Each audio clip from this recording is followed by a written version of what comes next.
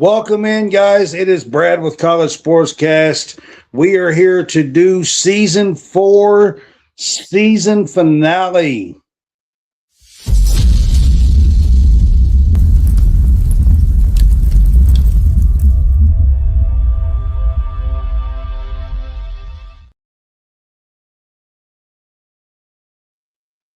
Welcome in, guys. It is Brad with College SportsCast. We have a big show lined up for you tonight. This is our last Big Fuss show of the season. This is our season finale, John Hammonds. What do you think about that? Time for a break. at least get away from you for a little while. We do this, guys, from basically end of July, 1st of August, all the way till now. We have about 10 and a half, 11 months of a season here. I will say to those that I sent in a message, apparently my Facebook messenger is saying I'm a Facebook user. I don't know why that is. I think Brad's is like that. So if you get a message from me, it's to send to our live show right now.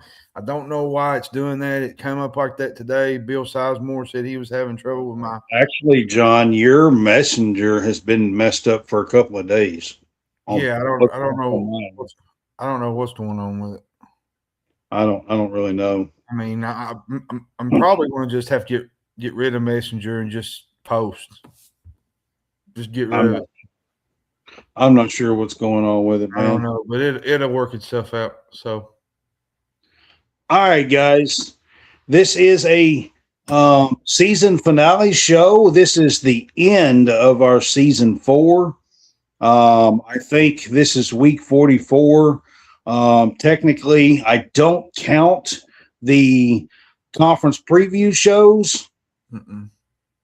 So we really do another month of that, one a week. But anyways, we've done 80 plus shows, probably more like 90 to 100, counting everything that we've done in the last year. And we are going, after this show, guys, we're going to take about a 3.5 week break. We'll be back for the SEC Media Days, and then we're going to take another 1.5 week break before August gets here. So just to give you guys a quick little heads up, at the end of the show, we will talk about some of those things as well. As we talk tonight, I am going to tell you guys that I am going to put up our Bet US QR code at the top of the screen with the Real Fresh channel. That will be up on this last show for you guys tonight as we talk. Use the code Real Fresh to get 3 deposit matches with Bet Us, Bet US, with the Real Fresh code, or scan that QR code at the top left of the screen while you are watching us tonight. So we'll start. Is that one of our sponsors now? It is tied with the Real Fresh channel. Yes. Okay. I didn't know because you hadn't. It's with Howie, and with the Real Fresh channel, Howie Fresh at the Real Fresh channel. That's why the code is Real Fresh. Okay. You get 3 deposit matches. If you use this code for the first time, you get 3 deposit matches up to 125%. That's pretty neat. I didn't know that. I didn't know that. Yeah. So use that if you are going to be betting on any sports, and you can get some free money. Who doesn't like free money? I do. I mean, free money is free money, right? It is. Yeah. Let's get into it, Brad. All right, we're going to start out with the NBA draft, John. Excuse me. Let me get a drink real quick. Something scratchy in my throat. Must be a frog. I don't know. All right. We're going to start out with the NBA draft. We're going to wrap up the NBA draft. John, the first thing we're going to talk about is I want you to give me some of your best and worst overall team grades. Who do you think did the best? What teams do you think did the best? We'll start with that. I think the Lakers did pretty good. Getting Cameron Carr, that's all they got. But I think their shooting, their size, I think it's going to be very important for him. I like the Grizzlies. Boozer, Lopez, Richie Saunders. They made a lot of really good value picks. I felt like it was a no-brainer to get Boozer. Last year, to me, he was the most productive player all season. Then they went out and got Lopez. I think he's from Mexico. Played in Australia in the NBL. He's very raw. He'll develop a little bit. And then you got Richie Saunders, which I think is a really good shooter. He's coming off an ACL tear, which you never know about the injury. I think he can make. It was kind of late. It was like February or something when he did that. I think, wasn't it? January, February. It was somewhere around there. And then my other one, I'm going to go with probably the Timberwolves. They got a really good talent in Isaiah Evans. Then they got Trey Kaufman-Renn from Purdue. The thing I love about Evans is he is a catch-and-shoot guy. The Timberwolves love that in their offense. Kaufman-Renn, he might not be a really great NBA guy, but he's a guy who can provide leadership, I think. In my bad, I don't know, Brad. I'll give you one bad that doesn't have anything to do with team grades. The second round, every single pick was traded. 30 picks, 29 of them, every pick but one was traded in the second round. I mean, as a fan trying to watch it, it's just not entertaining because you never know. Like every time somebody is picked up, you're like, okay, what team is this guy going to? Okay, what team is this guy going to? You have no idea what the crap's going on. So overall, that's just the second round's kind of terrible. Would you say that the Mavericks was not great? I mean, remind me who they picked up. They got Morez Johnson, Sergio De Oliveira from Spain. I'll be honest with you. I thought Morez Johnson at 9 when two of his teammates who were better down the stretch were still available. I thought he's a tad bit of a reach. Listen, I like Morez Johnson. I just think he was more around the 15 to 17 range. Do you know who did really good? And we'll kind of bring it into the Kentucky is Oklahoma City Thunder. Oklahoma City is one that I was going to mention as one of my. Because they got Mara, they got Bennett Sturts, they got Otega. Not only did they land him, they didn't even have to trade to do it. OKC to me is getting one of the best shot blockers in this group. They don't have many weaknesses on their team. They got a really deep roster, Brad. Now they got Oweh. I feel like, he was a big-time star at Kentucky. He pretty much backpacked Kentucky the last 2 years. He's really good at getting downhill. I'm telling you, Brad, the Oklahoma City Thunder going forward, they're set for the next 5-6 years. I wouldn't be shocked if they won 2 more championships before it's said and done. I'll tell you another team that was in the finals. I mean, I think San Antonio had an impressive draft, if you ask me. I mean, they got Jayden Quaintance at 20. They got the big kid from Duke. What's his name? Trying to think the name of it. trying to think. It's on the tip of my tongue. 7-footer, 7'1" from Duke that played last year. I can't remember his name. Ain't that awful? And they got 2 other picks. San Antonio did. But Quaintance was a big one for them. I felt like, they took a chance on him. They needed some size. I felt like in the finals, New York kind of exposed them. They needed some size to surround Wemby with. Wemby's great, but when your next tallest player is 6'6", like Keldon Johnson or something. Malik Brown was his name. Malik Brown. And yes. Then they got Jacoby Gillespie and they got Tariff Reed. I'm telling you, the Spurs did pretty good. They got some size, Reed and Brown and Quaintance, and then they got Jacoby Gillespie. You can never not have enough size. You got Victor Wembanyama. You get him and Quaintance. That has an opportunity, Brad, to cause some real big problems. And defensively, that team could be. And then you got Reed, who's, he's a back to the basket kind of guy. Yeah. And if Quaintance helps, holds up, I think he could give them, extra guys in the paint. And I think I was impressed with San Antonio's draft, to be honest with you. I'll tell you a draft that I thought was a little weird. What was the New York Knicks doing? I don't know if you followed the draft, but they literally traded down every pick. Like they were 24th, they traded down to the 25th. They didn't take they traded the 25th for like the 31st. They traded the 31st for like the 38th. They traded the 38th for like the 42nd. I mean, it was crazy. I don't know. Who knows? I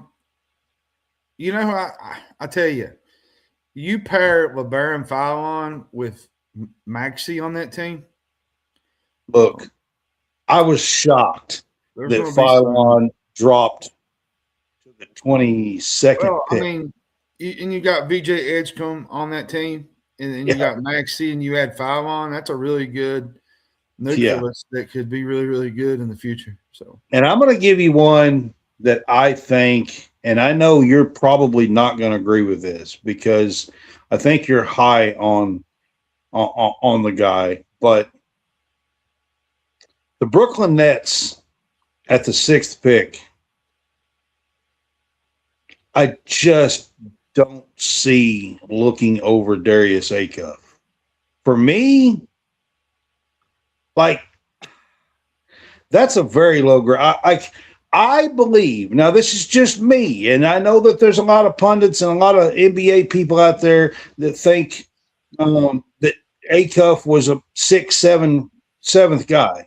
To be fair, Brad, I think Darius Acuff is going to be one of the top 3 players in this draft, career-wise, down the road. Well, I mean, he's got a high ceiling, Brad. And you got one of the veteran forwards in the draft, and Joshua Jefferson from Iowa State. Brown.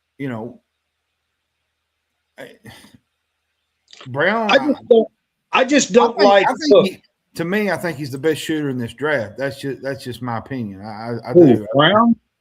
Yeah, I do. When he's healthy, last year. I just don't look. I don't think you get a chance. I don't think you get a chance to get a guy. Look, in my opinion, and this is strong words, okay? Darius Acuff reminds me of Derrick Rose. That's who he reminds me of. His scoring mentality, yes. That's who he reminds me of on the floor, is Derrick Rose. Mm-hmm. And if you have the chance to get a guy like that with the 6th pick, you got to take it. I mean, look, Brown's a good shooter. I'm not going to say he's not a good shooter, but man, give me Darius Acuff all day, every day. But I will say this. I want to go to the Kentucky part of things real quick. Wait a minute. Wait. I got a whole rundown to go to before I get to that. Okay. Never Hang mind. on a minute. Hang on a minute. All right. I want to talk about the top careers that you think from this draft. Okay. Who do you think will have the top careers out of, because this is a good draft, I believe. I'm gonna go Darius Acuff. I think he'll be there. I think Caleb Wilson's going to be there with the Bulls. It's probably a good one. Trying to think. Okori, I think Okori's going to be good for the Pistons. He averaged 23 a night at Stanford. He's very quick, very dynamic. He's going to give some valuable, backup time to Cade Cunningham, give him a kind of a break. But my main one is going to be Yaxel. I think the Warriors, he was definitely one that I should have mentioned. Priority for them was to add talent next to Steph. And, Jimmy Butler's out for a while with his injury last year. They're in a win now situation, and they need help. They got probably the oldest prospect in the class. He turned, I think, 24. But his size, he's got really good athleticism. He's very good. He can be a two-way guy. Well, they needed somebody. I'm kind of wondering. They needed somebody that would contribute right away. I'm kind of wondering, though, Brad, with Jimmy Butler out, would you have went with Nate Ament? I don't think so, because I think they needed somebody that could step in, that has the experience, that could contribute right away. Nate Ament, to me, I believe Nate Ament is going to take a few years to build the strength up to really be an exceptional player. Well, and you've seen it last year at Tennessee. Early in the year, he was taking contact and getting pushed around. And late in the year, he matured. You look at the Kentucky game, I think it was in Lexington. Yeah, but it's going to be a different beast. I don't think he can do that in 1 year in the NBA. I agree with that. NBA is a lot different. It's a different game. There's more talent. I agree. AJ DeMonsta, I got to mention him. I believe he's going to have one of the top 6 careers here as well. I think Keaton Wagler is going to be good for the Clippers. All right.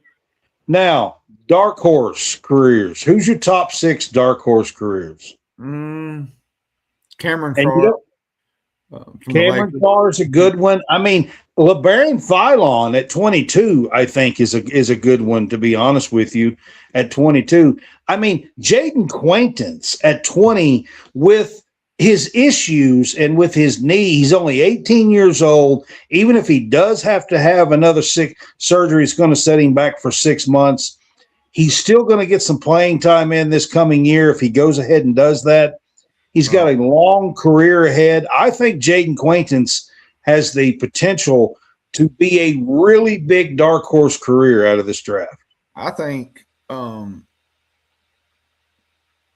Graves would be good for the Raptors. He's very mobile for a guy his size.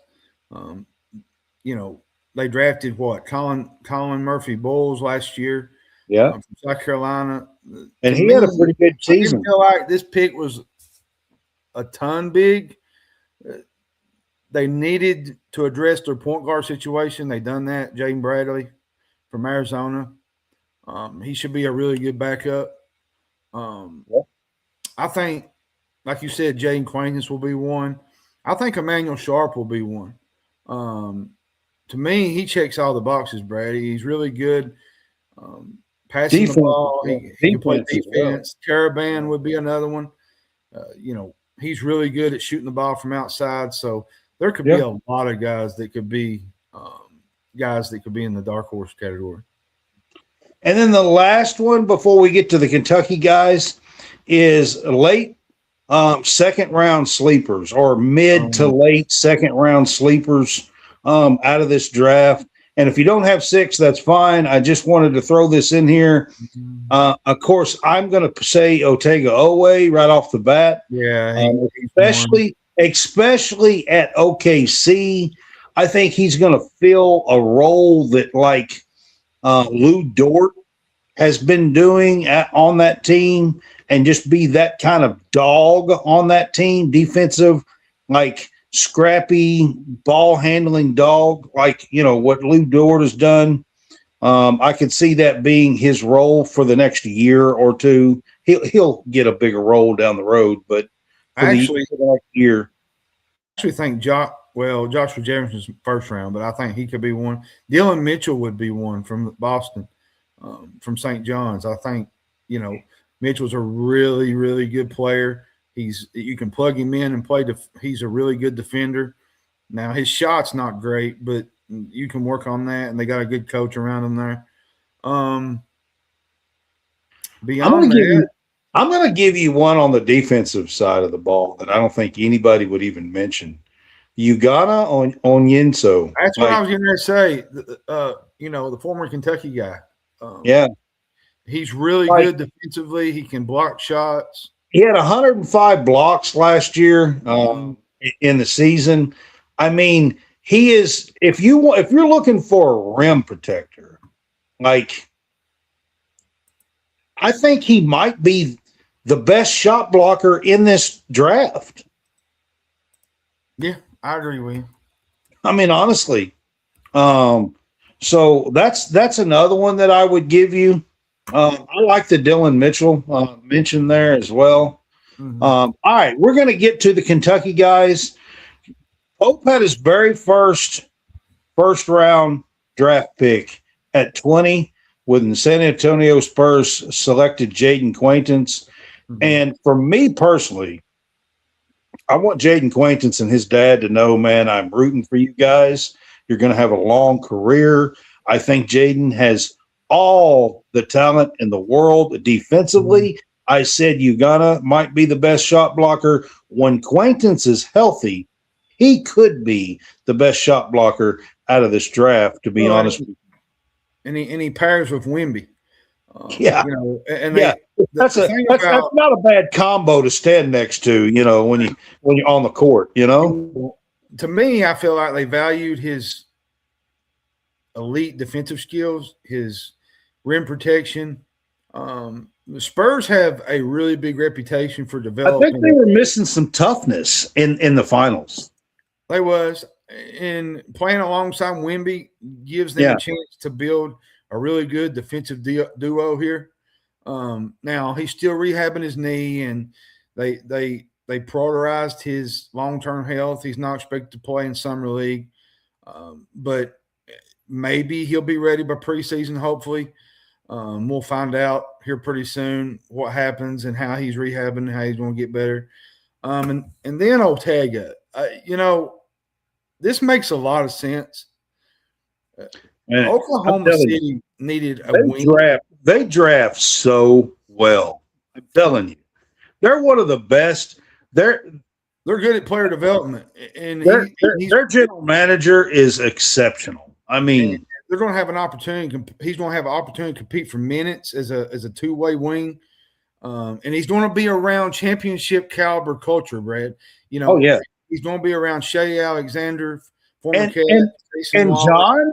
His first 2 years in college was in Norman, which isn't very far from Oklahoma City. No, it's not. And I like this pick. I think it's great for Otega. To me, it's the ideal landing spot, Brad. I mean, he's around a good culture. He adds versatility, physicality. He's really good at attacking the rim. I always said, to me, I felt like Otega was the best downhill driver in college basketball last year. And to me, that's the way the Thunder likes to play basketball. They like to go at it in the paint. They like to drive. They like to do things. Shea Gill just tosses it out. You add Holmgren in the middle, Chet Holmgren. You got Shea Gill now. You got Otega. They got Mara. They got Mara, too, in this draft. That's a really good pick. And I just want to say real quick to Otega, I don't know if you're watching this, but it was an honor to be able to cover you last year, to know you personally on a personal level. I'm happy for you. There's nothing like getting your name called in the NBA draft. It's a special, special occasion, and I just wish you all the best in Oklahoma City. Absolutely. Both of you, Jayden as well. Both of you, to be honest with you. And there's two others that I listed here, John, that were former Kentucky players. I think in 2022, maybe was their last year as Kentucky players. It was Bryce Hopkins and Onyenso. Yeah. So Bryce Hopkins went number 49, and Onyenso went number 53. Again, this was hard to keep up with. Every pick was traded. I do not recall where either one of them actually wound up. Yeah. To be honest with you, John, if you could look that up, because it got kind of confusing to me to keep up with. I think Ugonna ended up in Detroit, and Denver ended up with Bryce. So I thought that's good spots for him. Good evening, man. Appreciate you being on. Who's Sports Break now? I'm not sure, to be honest with you. That's a new one, but I appreciate you being on. That looks like another podcast. So appreciate you. Appreciate it. Never heard of him. Where'd you say Bryce went? Denver. He went to the Nuggets. With Jamal Murray out west. So that might be a good spot with Jokovic and Murray out there. He could be. I mean, and then Onyenso, I want to say he ended up at Atlanta, but I could be wrong. No, he ended up in Detroit. Detroit. It was the See, all these picks got traded. Some of them a couple of times. It was all over the place. To me, I feel like the NBA should go to the model like the NFL draft, where they have 7 rounds and at least three. I think there should at least be 3. You know, it's just a mess. The whole trade. Now in the NFL, you'll see a few trades here and there. Teams will move up, move back, but you don't see it like you do in the NBA. It's all over the place. From me, guys, like once a Wildcat, always a Wildcat. I just want to say to Bryce Hopkins and Ugonna Onyenso, I am super excited to see your names called in this draft. I so appreciate you, both of you. Being an ex-Wildcat means something to all of us. So I hope you have a great career, both of you. Yep.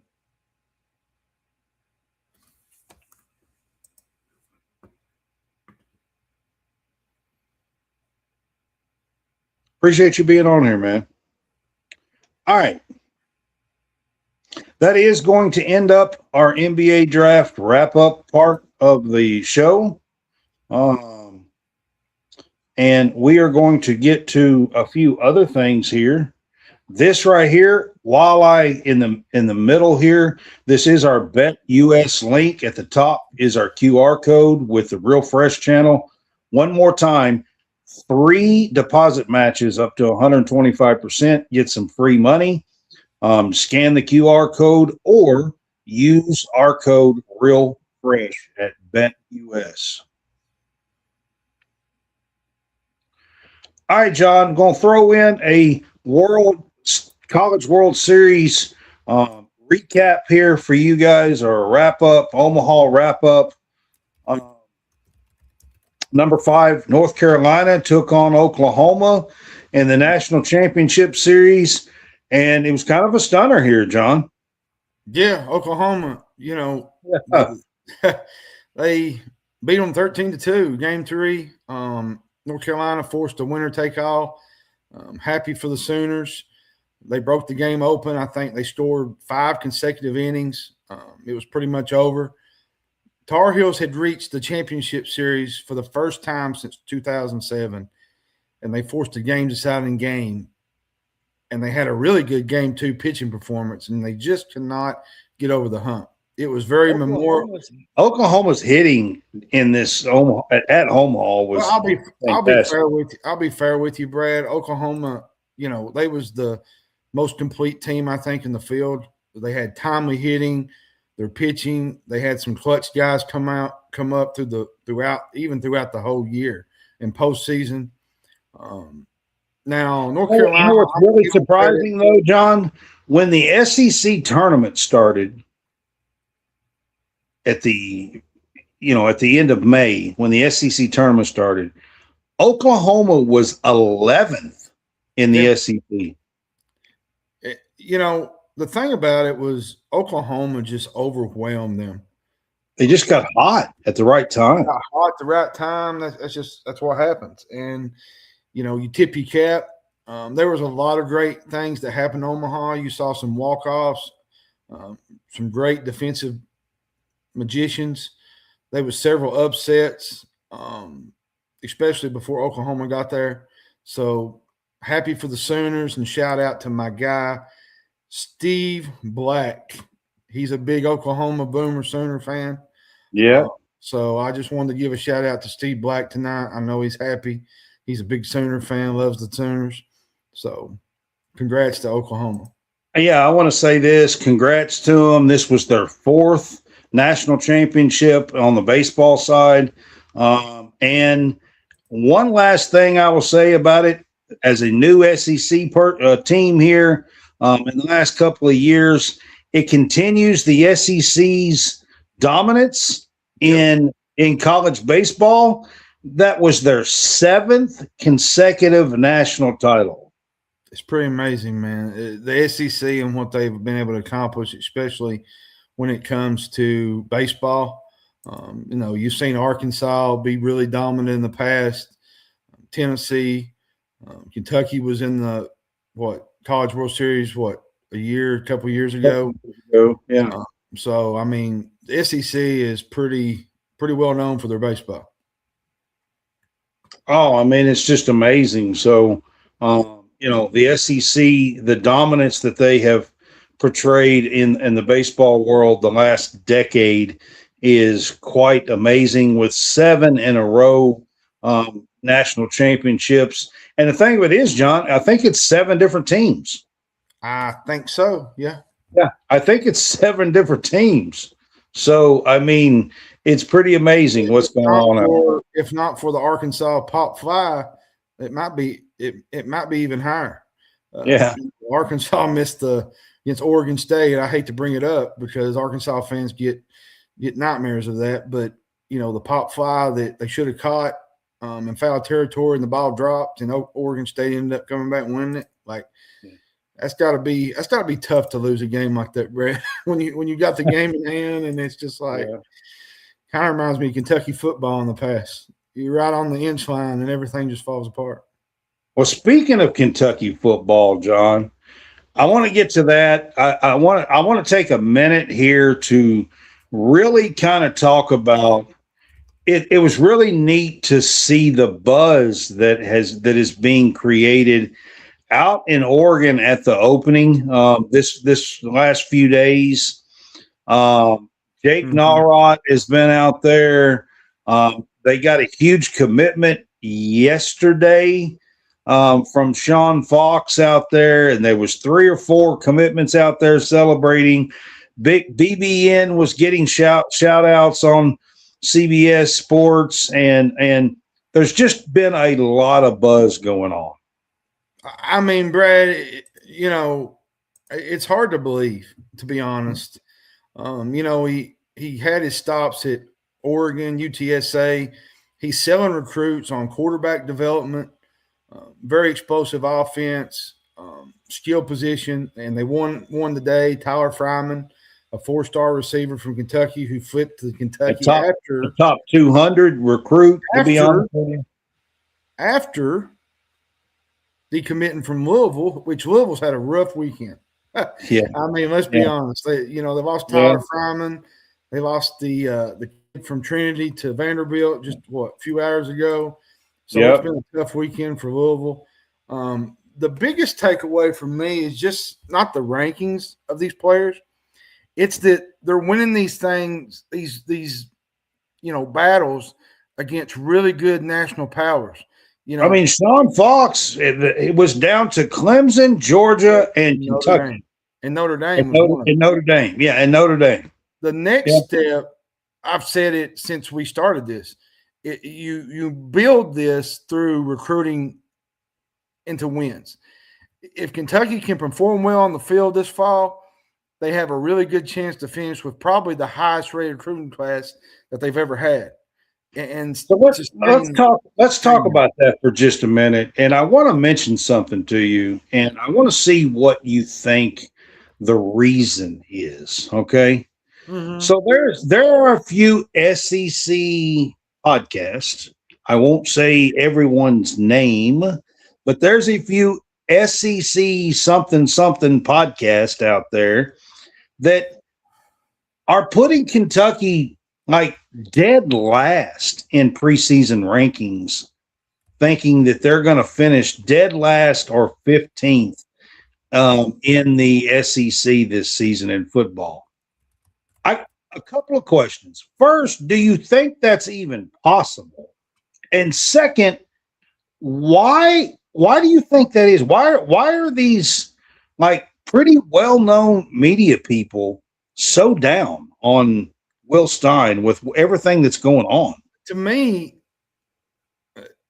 predicting Kentucky to finish, that's just simply foolish to me. I agree with you. Sports media. Listen, I'm always ready for college football. Kentucky's season is not decided in June, okay? It's decided on the field when they pick up the pigskin in September. If Stein's offense develops as expected, okay, and they win the games that they're capable of winning, there's a few like Vanderbilt, the easy game, South Alabama, Youngstown State, the South Carolina's a flip game. They'll outperform a bunch of those last place projections in a conference of this magnitude. Riding Kentucky off before the kick, to me, is just dumb. I mean, do you not see and feel this buzz? I mean, everything, like they're on the national stage at places like the Opening and doing this. I mean, that's one of the biggest high school football like stages before, one of the last things they do before they come to campus. I'll be fair with you. Will Stein inherited a bunch of challenges, and they got some questions to answer. But the thing about it is Kentucky has upgraded. 6-6 would not probably be at the bottom of the SEC. Well, the thing is, Brad, Kentucky has upgraded their positions, and they've recruited, they've added better roster talent, and to me, I feel like they have enough playmakers to be competitive on both sides of the ball, especially offense and defense. Now, whether they go out there and win 6-7 games, I don't know. But to sit here in June and mark them on every list and push them out, to me, that's just foolish talk. Like so many of them. And like there's some bigger podcasts, and they will not give Stein and Kentucky any love for nothing. I think if I called them and offered them $1,000, they wouldn't do it. Well, here's the thing. Kentucky, like I said, they have some questions to answer, but what about everybody else? Every team in college football has got a tough conference. Come on, John. Mississippi State. Yeah, Arkansas. Even Auburn. They're not ready. They're predicting Arkansas, Mississippi State in front of us. I know. To me, Vandy's replacing Diego Pavia and Stowers, and come on now. I think that's going to be a pretty tall task for Vandy to replace that kind of stuff. It would absolutely shock me if Kentucky finished last or dead last. Well, last or second last. Kentucky's got a lot to prove. But placing them at the bottom of the conference says more about that podcast and assumptions than a real objective of what the team actually is. Look at the roster that they built through the portal. C.J. Baxter, the running back. Lance Hurd, offense, on the line. Colton Price. They got the Shane Carr kid from, I think it was FCS school. That's a really good wide receiver. Good hands. Kenny Darby, the former LSU commit. Come on now. Like, writing off Kentucky before the season starts, to me, that's a mistake. I don't know. Maybe y'all have heard of Willie Rodriguez. I'm not sure. I mean, listen, if this was a Stoops team, DJ Baxter, anybody heard of him? I don't know. Fair, if this was a Stoops team, I could get that point of view because in the past, that's how they label things. But with Stein, I get it. He's a first-year coach. But the guy has been successful. I'm not thinking Kentucky's going to finish in the top 5 or 6 or nothing here. But picking them dead last is absolutely like it tells me honestly that these people in these podcasts, even though they're bigger, they really don't have any idea about football. I mean, honestly, like I just don't see. I agree with you. Sports. He said toss-up games for Kentucky, South Carolina, Florida, Missouri, and Louisville. Yeah, that's pretty much them. And Vandy. If you can beat South Carolina, Florida, which Florida's going to be much improved with John Summerall. They will. You got to go on the road and beat Missouri, and then you come home and beat Louisville. If you can win at least 3 of those games plus the 2. There's no way you're finishing at the bottom if you win 3 of those games. Not at all. No. There's no way. No. It won't happen. I'm telling you. Better get off this subject, Brad, before I fly off a rant because. Well, I mean, it's just something I wanted to touch on, to be honest with you. We are going to move to basketball, John. I do want to ask you, summer workout program at Kentucky basketball has started. There's been quite a bit of buzz going around. People are posting videos. It's that time of year. We don't have a whole lot to talk about. This is our last show, the season finale.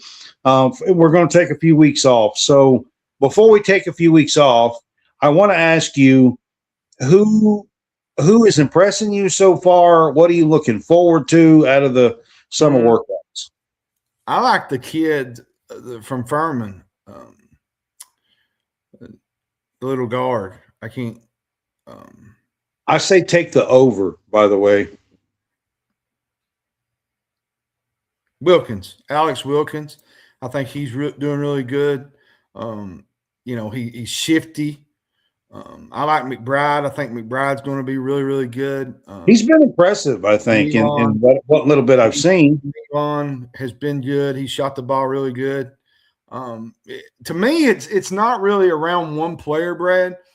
It's just the energy that they play with that we didn't see last year. Now, I know they're summer workouts. They don't determine if you win a championship or not, but they give you an idea of the chemistry, competitiveness, the potential. There's plenty of optimism surrounding this team. They've got proven shooting, Milan. They got some playmakers. They got some wings. They got size in the front court that they didn't have last year. And I feel like they're going to be a lot more balanced than they was a year ago.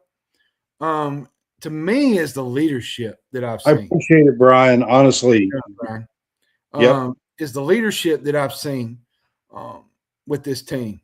There's a lot of developing within the roster. I think adding Milan has helped with accountability, the system, expectations. To me, Brad, if this momentum can carry into the practices that really count, Kentucky has enough talent to really, really be in the middle of the SEC race. I agree with you. And right now, there's a lot of buzz. And I know everybody's going to say, well, we just seen bits and pieces. Well, I've seen a lot more out of this than I did a year ago because last year I didn't feel like the chemistry was all together. John, it would not surprise me if this team is not much better than last year's team. I like the construction of this roster a ton better. I was pretty loud last year saying that I didn't like the construction of the team to start with. Well, I'm going to be honest with you, Brad, and I've said it. The SEC, to me, is one of the toughest conferences in college basketball. And I think there's 7 or 8 teams in the SEC that really are a notch above, and I think the last half is just a smidget under those, to be honest. Mm-hmm. But I think there's 7 or 8 teams right now that are really good teams in the SEC. Yeah, I mean, you look at it. Arkansas is going to be another good team. Tennessee loaded up in the portal. Alabama's going to be good again. You know, even the bottom teams. Georgia's going to be much improved. They was good last year. Now they lost a few pieces to the portal, but Georgia's always got a decent team under Mike White. So the SEC as a whole, you can never, and I always say this, you can never take a night off in the SEC, especially during the week, because you never know what team's going to come out and smack you in the mouth. You know, we seen that last year. We went to Vanderbilt and got our butts handed to us. In in high fashion. So I was trying to forget that. Yeah, I know. I'm sorry I brought that up, but at the same time, that's what I'm saying. You just gotta work hard, and that's another team. Vanderbilt was another one. They bring Tyler Tanner back, which they're going to be great. They got a really good coach down there. They do. The coach, he's James Madison guy. Great team. So overall, the whole basketball scheme of things is going to be a really good season again when it comes to it. I mean, I'll say this. You can't win the SEC or a Final Four or a national championship in June. I know that a lot of people are going to be talking about all this. I will just say I like the construction of this team better than I did last year. It would not surprise me if this team is not one of the top 3 or 4 teams in the SEC by the end of the season next year. I'm not sure that we have enough to beat Florida. They have a lot of good pieces coming back. Some of them are national championship pieces. So I think Florida is probably the class of the SEC right now. And to be fair, Brett, there to me, there's a bigger foundation here. You got guys that I think understand the system, and you got guys that have been in spots that have had production. You know, Milon, Justin McBride, Alex Wilkins. That to me, that's going to allow Kentucky to hit the ground going instead of like trying to define roles, I think. Because if like last year, you had a whole bunch of misfits on one team. And to me, it just felt misfits. Sorry. I was thinking of that movie, Misfit Toys. Yeah, the Island of Misfit Toys. Yeah. The Imaginary Land. Because that's what it felt like. Like when you watched them play, one game they would look fine, and then the next game they couldn't score points. Oh, me. You got me. Well, I mean, now I'm laughing. That is a fair assessment. I mean, they come out against Vanderbilt, and Colin Chandler went crazy for, 30 points, 20 points. And the next week, they couldn't even find the goal. Like, there has to be some kind of chemistry together with this team, and they just never had it. See, you even made him laugh. Oh, me. All right. Oh. I am going to move on. I have another one here, and I'm really excited about this one, to be honest with you. I don't know if the guys watching this, Brian knows, but I am credential media for Kentucky women's team as well. Maddyn Greenway is on campus. She and Kenny have a picture and a couple of videos out. The women's team is putting out little short videos now. I'm going to say this.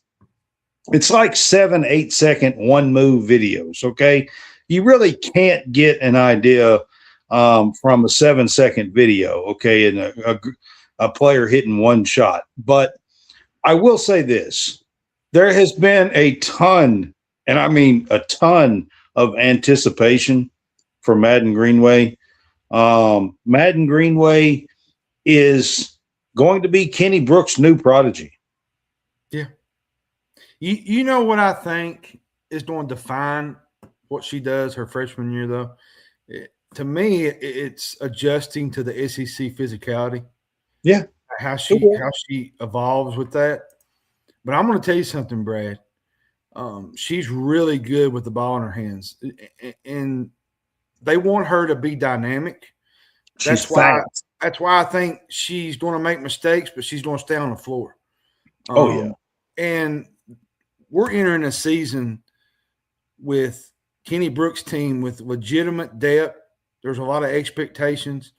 And Greenway, to me, is a part of a class that is possibly going to be a top 10 national team heading into the year. You know, you got the O'Neal girl from Florida, Shaquille O'Neal's daughter, the girl from Alabama, and the girl from UConn, the Patterson girl. I felt like she looked good in a couple spots there. She did. They put out some videos. If Maddyn Greenway can adapt to the style of play in the SEC, she could become one of the most important pieces in the program's history.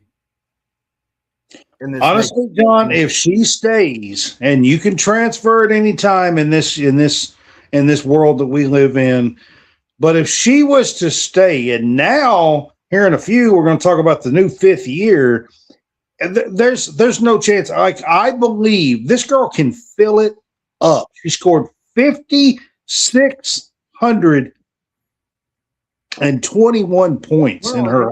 She had over 30 points per game in high school. 36 her senior season. That's what I mean, over 30.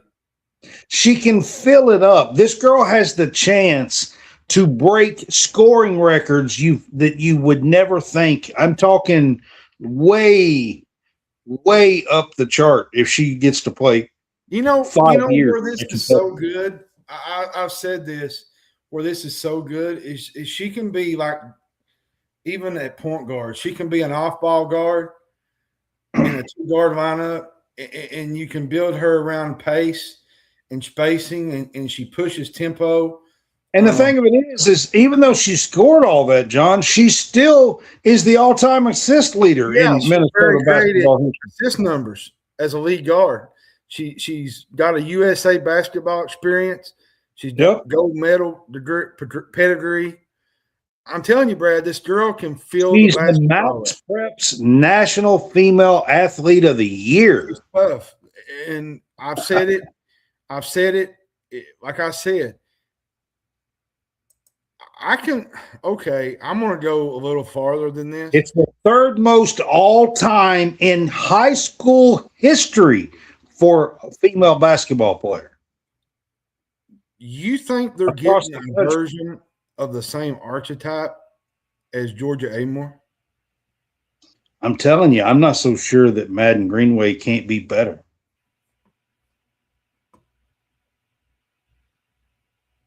I think she's better score. I think she's more explosive. I think she's got has it. And oh, by the way, she's Chad Greenway's daughter. And if you guys don't know who Chad Greenway is, he played for the Minnesota Vikings for a long time. Went to school at Iowa. Her mother is a track athlete, I believe, that went to Iowa as well. This is probably going a little bit too far, and I might be just exaggerating, but she could have an impact Caitlin Clark had. She could have. She's got that kind of potential, to be honest. Now, Caitlin Clark was way up there fan wise and everything, but she does have that kind of potential, to be honest with you, from where she's at right now. Like I said, to me, she's a more scoring first guard, lead guard. She's more aggressive, I think, than Georgia was. I think she looks for her shot more in her first possessions than Georgia did. Oh, yeah. And she's so quick with the ball. I mean, just lightning fast with the ball. Yeah, I love this team. I think this team's going to be really, really good. I mean, I want to give a shout out. All the girls are there except for the Sivka girl from overseas. She has not arrived yet, but all the rest of them are there. O'Neal was a video, hitting a couple of outside 3-pointers and jump shots. Ayanna Patterson from UConn, who is a former McDonald's All-American 2022, 2023 class, one of them. And She has a nice move and a kind of a floating layup in the lane that you don't see from the girls' side of too many times. You got Savvy Swords knocking down jumpers. You got a video of Emily McDonald, the 3-point contest winner of the McDonald's All-American this year. I mean, the talent pool from this team, some of them are young. Some of them are young. You got 3 McDonald's All-Americans. I said it. There's going to be some lumps early in the year. They're going to get some speed bumps. But I think once they get into SEC play, I think the motor's going to start running. And they got some really – if you look at the schedule, they got some really good games at home. Yep. There's some by the way, I mean, they returned Clara Strack and Asia Boone, who hit 96 3-pointers last year. I'm going to tell you something. If Clara Strack is not the best player in the country next year, something's she's got to be top 5. She's going to be top 5, I think. Like, she absolutely is a first-team All-American candidate. She is. 100%. She is. Kenny has put together a talent pool on this team that is quite amazing. Now, Kenny, forgive Brad for saying, "Where was you at? Was you over in the Virgin Islands?" Look, Kenny, he's a silent, he's very silent. Yeah, I agree. I mean, but man, he throws daggers from nowhere. You don't hear nothing, and all of a sudden, speaking of daggers, you know what I think is the biggest difference in Pope now compared to? We talking about Mark Pope, or are we talking about Dark Pope? I'm talking about Pope. I wanted to bring this up when the man I had to make a little joke about it. Early in the portal and early in this. It was kind of – it wasn't looking good, Brad. Let's just be honest. And Milan, there was a lot of talk that he might not go to Kentucky. They didn't know if he would stay in the draft. And then he pulls him, then the little Costa Rica guy, which Momentum's went to UCLA now, which I think is going to probably bounce here in a couple of days. Which I think we're already set. Just throw me what we got and be done with it. But what I think about Pope is the beard that he's got. I think that has changed everything. I mean, beards are magic. That's all I know. They're magic. They are. Everybody was commenting on his beard on one of the posts, and I had to bring it up because they was like, well, maybe he just went into a villain type guy. And turned into a bearded guy that's just don't give a crap anymore. So, all right. So, John, they passed the 5 for 5 eligibility, and a couple of things. Of course, a lot of the 22 class is trying to file lawsuits because they're not going to let them extend that graduated last year. But in all honesty, when they started the season last year, they were playing under different rules. I can see why the NCAA is doing that. They're finishing up this season that ends June 30th. Is this our last topic? I've got a couple here that we're going to run through real quick, but we're getting close. Okay. But I want to ask you about these players filing lawsuits. It seems like that's what everybody does nowadays. It gets so old that, we can't do it. We're just going to file a lawsuit. I mean, it's so old. I mean, honestly, I'd almost rather go back to the days where the NCAA just had all the power and nobody done nothing, to be honest with you. Well, the thing is, the whole 5 for 5, like you said, they're arguing that they should get more eligibility time. And the NCAA is kind of throwing it out there that they need, roster control. athletes suing for more money rights or I fair mean, compensation. when you got players suing for an 8th year, a 9th year of eligibility, I mean, it's getting ridiculous. I'm Or it's going not getting. to be honest with you. You want to know why I think this is really good? It's because you got teams like Kentucky, others that they get time to develop a guy, and you can redshirt without wasting a year, which is helpful.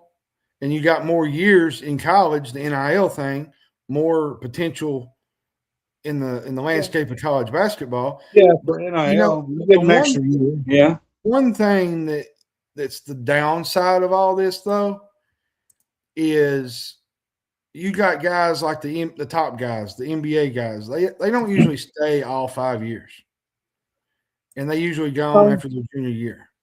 Yeah. And if I'll tell you one thing that's definitely a downside to this in football, just in college football. The past 4, 5, 6 years, if you play 4 games or less, you've been able to redshirt and save that year. Okay. Under this new thing, there is no redshirts. If you're a freshman, you're coming in. If you don't play and you set the bench your freshman year and you don't get in any games, that's just one of your 5 years. You don't get an extra year on top of this. There is no redshirting. You do get 5 years of eligibility, but there is no redshirting in this anymore. And I think that's going to affect college football the most. More than it would be on the basketball side of things. Yeah. So I think that's one thing. I actually like this rule, Brad. I think it's great for the game of ball, especially like NIL, roster control, because this whole stand 7, 8 years is absolutely asinine. It's so dumb. But I want to ask you this, John. What could that mean for? We cover Kentucky here, and so what could that mean for some of, like, let's say Kenny Brooks' roster that we were just talking about? Clara Strack is still pretty young. Like, she's not going to be 21 till like December. This is her 4th year, her senior year. But with this new rule in place, she definitely would get another year. She would have 2 years remaining. The thing is, in the past, Kentucky kind of built it on the whole one and done thing, right? And then they had the quick roster turnover. Now, if these lawsuits force more players to gain extra eligibility, the whole 5 for 5 thing, players that were supposed to leave might stay. To me, that also affects roster construction too. There's different ways that it can affect things. The portal part would become harder to manage, I think, because Kentucky relies a lot on the portal. If more players gain eligibility through legal rulings, there's not going to be a lot of openings in the portal. There's going to be a lot of minutes, constrictions, harder to promise playing time to recruits. I mean, John, at this point, a lot of these players that are suing for eligibility, do they even have roster spots remaining for some of them? Probably not. I mean, for some of them, I know some of them probably do, but Kentucky would fit good with this, I think, because they already recruit depth. But I did want to ask you, I was trying to ask, like, specific players that are on Kentucky's teams right now. Take Milan, for instance. Milan, yeah. Okay, like, he's a senior this year, all right? But he's coming in as a transfer here with this new rule in place. He could have another year. He could have another year. Yeah. Now, I'm not saying he's going to take it. He left the draft, withdraw from the draft to come back this time. Yeah, he's probably not coming back. But I'm saying a guy like that, you take Clara Strack, okay? I think she's a perfect example here because she entered college a year early with Kenny at Virginia Tech. So she's still pretty young. All right. Even though she is going to be a 4th-year senior this year, like Claire could very easily come back next year for a 5th year of eligibility, 4 years at Kentucky. Is there anybody else that you can think of? I mean, you can take Trent Noah. Trent Noah's fixing to start his 3rd year, okay? Mm-hmm. But with this new one, he would have this year plus 2 more. Yeah, possibly. You know, so I mean, I think it definitely like gives an outlook to some players that you look at and you're like, oh wow, you know, that could be helpful. Chance, yeah. All right. We didn't get to talk about it, but Dusty May, I want to ask you about this. He leaves for the Dallas Mavericks. I want to ask you, John, just real quick, like, what is your take on that with Dusty May?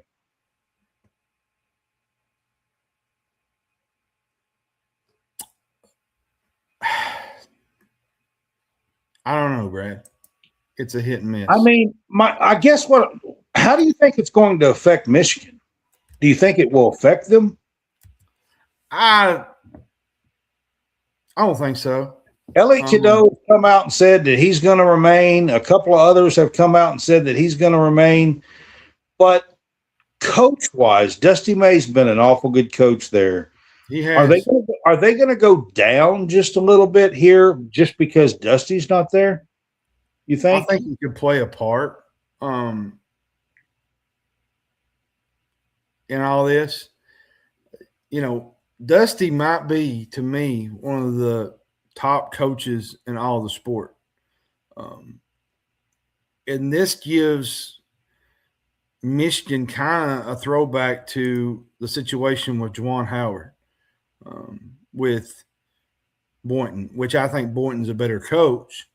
But I think, you know, with May leaving for the NBA, it kind of leaves a muddy puddle that, is Michigan a destination spot again? You know, the way he talked about it and the way he brought it up, he didn't like where college athletics was going. No, I think that's part of the reason why I left. But and you look at some of the other – is that going to leave a hole in the Big Ten up there maybe? It possibly could. I mean, Michigan State could kind of throw their hat in the ring and be the new team to you know, big brother, little brother, whatever you want to call them. You know, Nebraska's getting better in the Big Ten.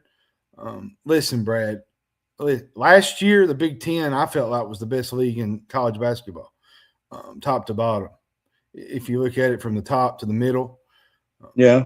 Now that Dusty May's gone, you know, who's the big – you know, is Izzo the top coach now in that league? And Izzo's been there a pretty good while. He has. And I just think, and everybody was talking about, well, what about their roster? Is it all this? Michigan has not had any transfers yet, I don't think.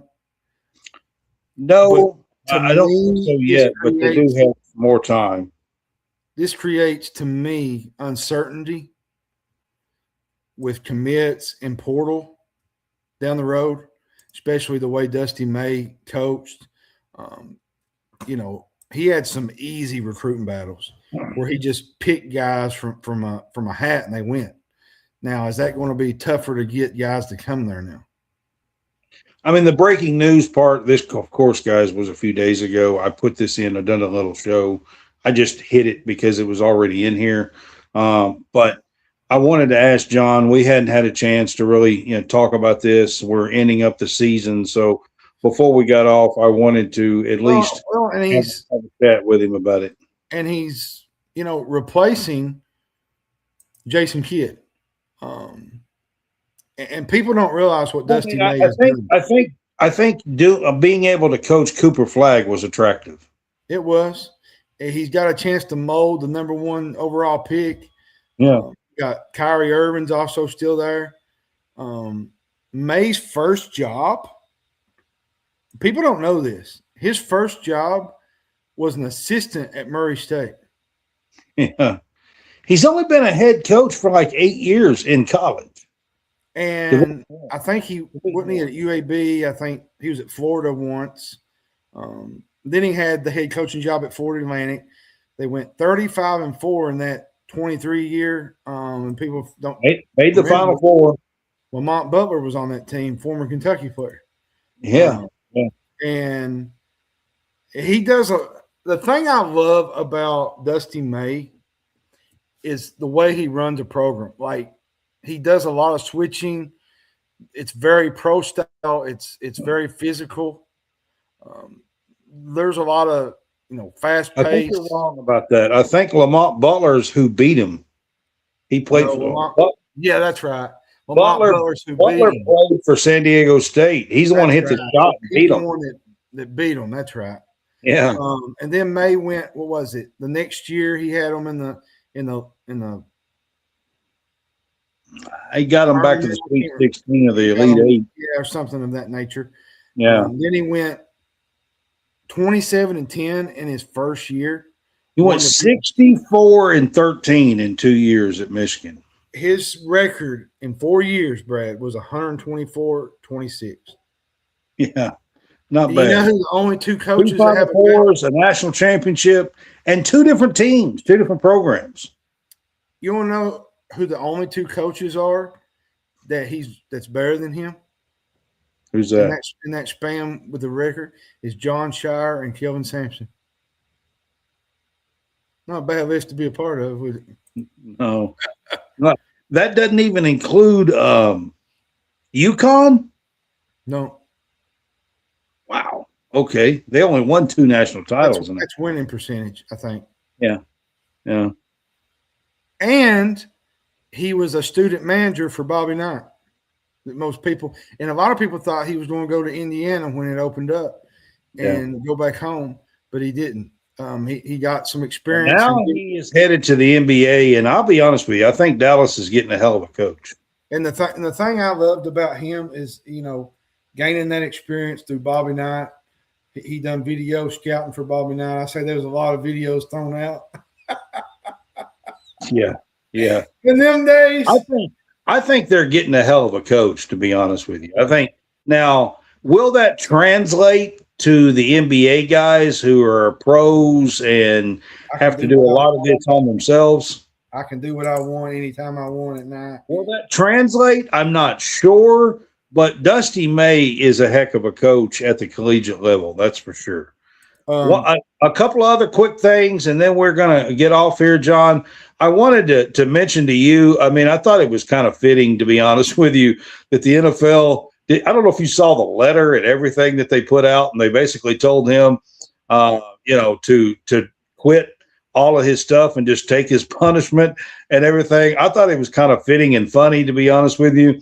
The NFL basically just said, nope, we're not even going to do a supplemental draft. You're going to have to set out till next year. Well, Brad, he's faced legal battles.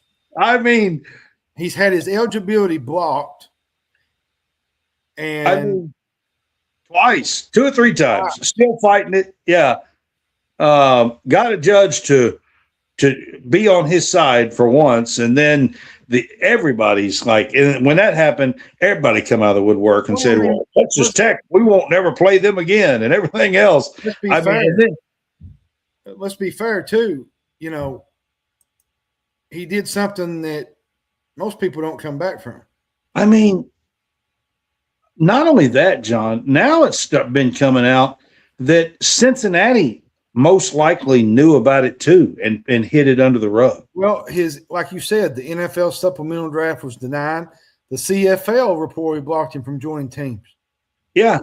Like, I guess he's going to work at the local IGA. I'm telling you, this guy, instead of taking his punishment and just remaining in the background for a year, he has put his name and face out there, and it would not surprise me at all if this kid is not completely blackballed in the draft next year.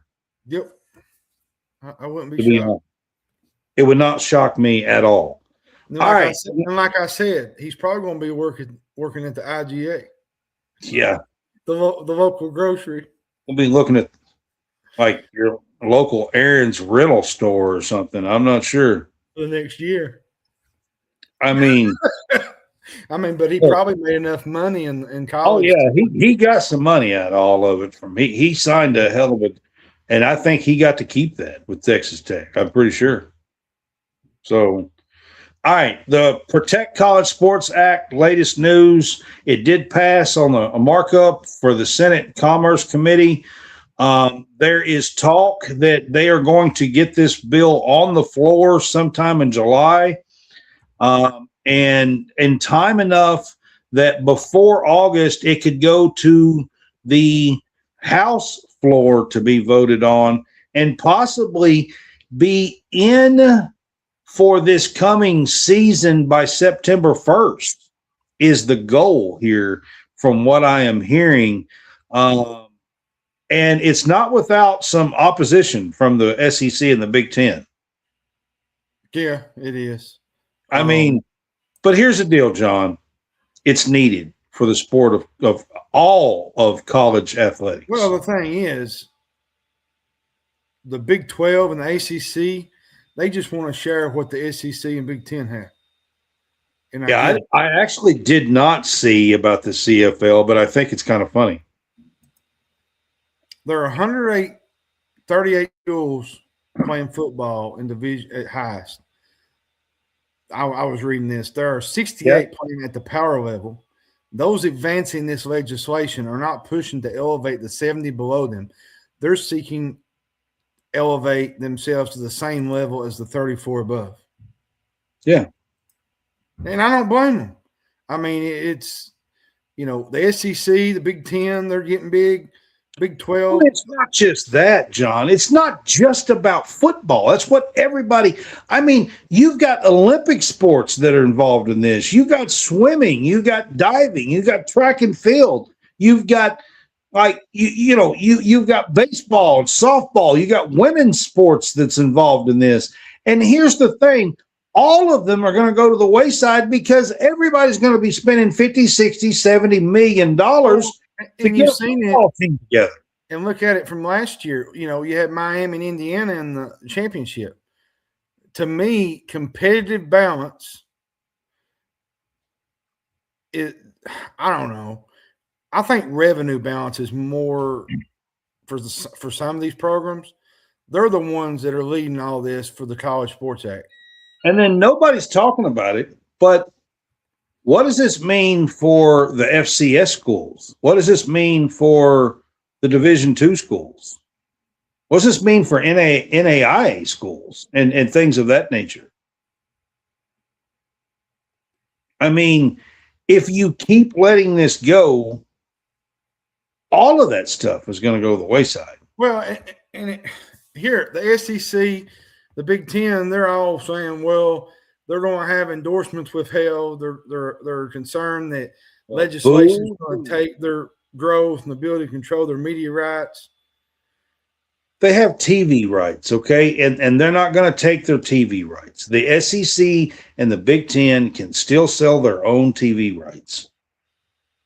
Now, the other ones can team up and try to lessen the advantage, okay? They can team up and try to lessen the advantage from, like, I don't know, the MAC, and stuff. And they can team up with all the rest of the Group of Five and the stuff. But it's not going to hurt. We're still going to watch the Big Ten and SEC football. Well, and the thing is, it's going to need 60 votes to pass the Senate. And it is. No guarantee that it's going to get to President Donald Trump. There's not. So we'll find out. We are going to be back and doing a shows on the week of the 20th through the 23rd. I don't even I think will update what's going on while we're doing those shows. I don't even think it's about getting all this to Capitol Hill. I think it's more getting SEC and Big Ten to follow through with all this. Well, they've been preaching that they want Capitol Hill's help and legislation for all these rules. Oh, I know. I'm just For saying. 3 or 4 years, they've been preaching that. The SEC, Greg Sankey, look, I love what I'm getting to do, but I'm telling you, Greg, y'all been preaching for years that you want legislation help. Here it is. I hate to tell you, everything is not always like cookies and ice cream. Okay. Like sometimes help comes with a little bit of pushback and a little bit of, I don't know if I like that or not. And here's the thing. And that's part of it. And here's the thing too, that like you said, with the media rights, I don't think they're going to be able to, because are you really not going to watch a SEC game on TV? Come on now. I mean, really? I mean, let's just because, I don't know, just because like Boise State's playing Idaho State or something, we're suddenly not going to watch Tennessee and Alabama? Yeah, I mean, come on now. I mean, I've got some oceanfront property in Arizona that I'll sell you. Probably expensive too. I mean, for real. All right. This is going to wrap it up, guys. I'm going to talk a little bit about what we've got going on. SEC Media Days. We're going to preview these real quick here. July 20th, July 21st, July 22nd, and July 23rd. We will be in Tampa, and we are going to figure out exactly. I do not know. This will be my first trip for the SEC Football Media Day. I will not be there. I will be back doing. I am not exactly sure how I'm going to pull all this off, but we will be doing a show each night, each day. I don't know if I will do a midday show each day.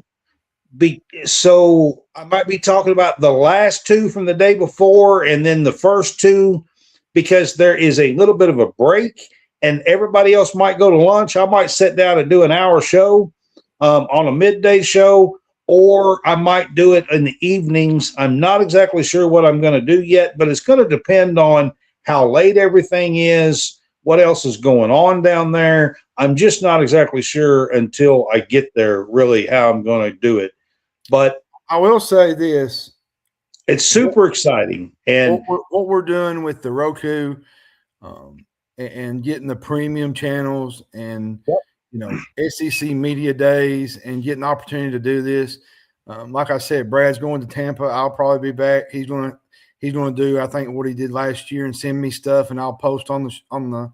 I'm going to have a ton of material, man. That's what I mean, and I'm going to be nosedived into all that. So, because each team, the head coach will be there and 3 players, and they have not announced the players yet, but y'all know it's going to be 3 of the top players from each team. I mean, you're going to have a quarterback. That would be so fun to do that, he said. It's super, super cool. But I will say this, if I'm allowed to, while we're on here. I don't know if you want me to say this or not, but we are looking for some sponsors. Yeah, absolutely. We're looking. Look, if you're wanting to advertise something, anything, your business, anything, we are looking for commercials. $50 a month. You can run commercials on our new Roku channel. I've got over 20 plus weekly shows that are going to be live streamed added on the Roku channel. And there will be a premium. You will have to pay to get to watch some of those shows. There is going to be a premium for all of this. It is not much. I'm not asking for much. I'm not expecting people to spend an absolute fortune. I'm cutting it back. I'm giving y'all a break through the end of the year. I'm giving you a chance to do it for a year and at a cheaper cost. So I've got it all set up. It's not live yet. The channel's live, and I've got some stuff on there for free right now. There also is a free ad version that you cannot control. and watch when you want to. Yeah. That you can catch some of our reruns and old shows and things of that nature on as well. And that is free. And to be fair, I'll say this too. What's going to be so much fun this season is during the week, we're going to have some weekday shows and talking college football during the day. Absolutely. Right now, I'm planning on doing that on Monday through Thursday. There's a reason why Friday and Saturday we might be doing some traveling. We might be going to games and that thing. So we probably do our weekday midday show through the week. I do know that you have the first 2 Kentucky games right out of the gate. Yeah, more than likely. Yeah. And just super excited about everything that's going on. Tell your friends about College SportsCast Roku app. And we've got some partners that I want to mention real quick before we get off here for season 4. I want to mention Howie Fresh at the Real Fresh channel. Again, at the top of the screen right here, the QR code is for the Real Fresh channel. And we've got a great partner with Howie Fresh and some WWE, some AEW shows, some pro football, some NBA. I say he's from South Carolina. Nice to meet you, man. I'm glad to be that you're here. Tell your friends, subscribe to our channel, and just glad that you're here with us and participating on the show. To be honest with you, you're on the YouTube, and I appreciate that, man. Brad, I'll be glad to see you in 3 weeks. We are taking a little bit of time off. We don't get much time off. We don't take much time off throughout the year. So we're off for 24 days. We're going to be doing the SEC Media Days, and then we're going to be off for another about 9 or 10 days. So I won't ring your phone anymore. So we're just taking a little bit of time off. This is the end of season 4, and we do appreciate you guys. There is one other partner that I want to mention real quick. I want to mention Nick Bodkins. He's got some really, really cool shows, a special branded NFL show. He has another show called The Bodkins Show that he does all kinds of NFL, NBA, college. They talk a little bit about everything, to be honest with you, on that show. And then he's got, if you are a fan of MMA or UFC, he's got a show called Head Kicks and Haymakers that is going to be on our channel. And I'm telling you, it's quality stuff. Bodkins, just call him Bodkins. He is one of those like no holds barred. He'll tell it like it is, kind of out front guys. It's a fun show to watch, man. I got 3 of his shows on the channel, on our Roku channel coming up. I will say as well, I was talking to BBN Unfiltered today. I think his name's Austin, if I'm not mistaken. He's wanting to do a mega podcast in July, but unfortunately, it's during our it's during SEC, which I don't know why he would want to do that during SEC Media Days. And I love Austin. I think Austin's doing really good. I'm actually going to promote him right now while I'm on here because I feel like that's what we need to do as other content creators is help other people. Go follow BBN Unfiltered. They do a really good job. They've had Malachi Marino's brother on there, played for EKU. They also had Aaron Harrison, I think, might have been yesterday, day before. So go follow them on Facebook. Appreciate you. And for being on here, man, just having a good time with you tonight. So just want to say I appreciate you, man. Yeah, appreciate you, man. Coleman Scott also is going to be a part and do a little bit here, and we're going to do post-game shows with him for Kentucky football this year. So I want to give him a shout out. It's going to be a busy fall, but he's going to be a busy fall. So whoever is not at the game, whether that is me or John, the other of us will be on a post-game call-in show with Coleman Scott. I actually think I'm going to the LSU game with Lane Kiffin. Yeah.